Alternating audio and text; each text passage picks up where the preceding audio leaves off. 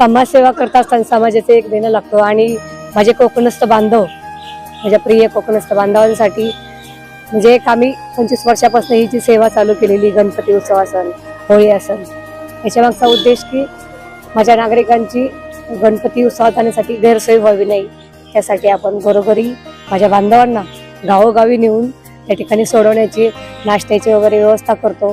आणि हा एक खूप आम्हाला गॉड गिफ्ट आहे असं मी या ठिकाणी म्हणते. धन्यवाद. जय कोकण.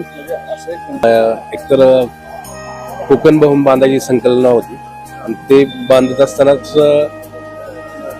कोकणस्थ बांधवांना गावात जायला होळी असेल किंवा गणपती अनेक अडचणी येत होत्या. रिझर्वेशन नव्हतं मिळत एसटीचं, रेल्वेचं रिझर्वेशन मिळायला अडचणी.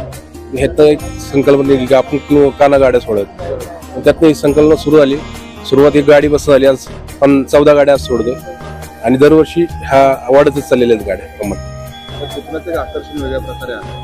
समुद्रकिनारे पण आहे आणि होळी आणि गणेशोत्सवाचा सण आहे. कशा प्रकारे तुम्ही बघता? कधी तुम्ही काही म्हणलं तुम्ही गेला? दरवर्षी मी जातो.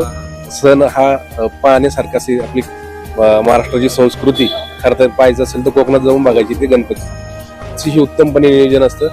संपूर्ण कुटुंब पुढे असो, भारतात किंवा महाराष्ट्राच्या बाहेर, पण ह्या दोन सणांना ते कोकणात येतात म्हणजे येतातच.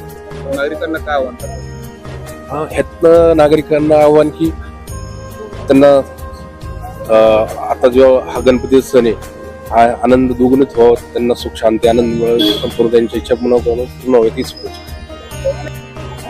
सर गणेशोत्सवाला 2 दिवस काय भावना काय? उत्सुकता तर खूपच फार असते गणपतीला जायला गाव कोकणामध्ये.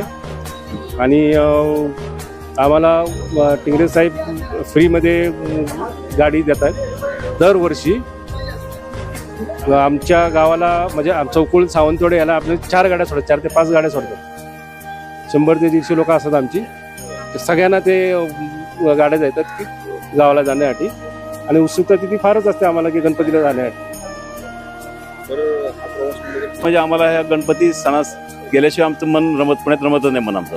आमची किती नोकरी कोणी काही असू दे, मुलं शिकायचे ह्याचे शिक्षण क्षेत्रात मुलं असू दे, सुट्या काढून आम्ही गणपती जातो. गणपती गेल्याशिवाय आमचं गत्यंतर नाही आम्हाला. कारण आम्हाला गणपती हा सगळ्यात महत्त्वाचा प्रिय सण आहे.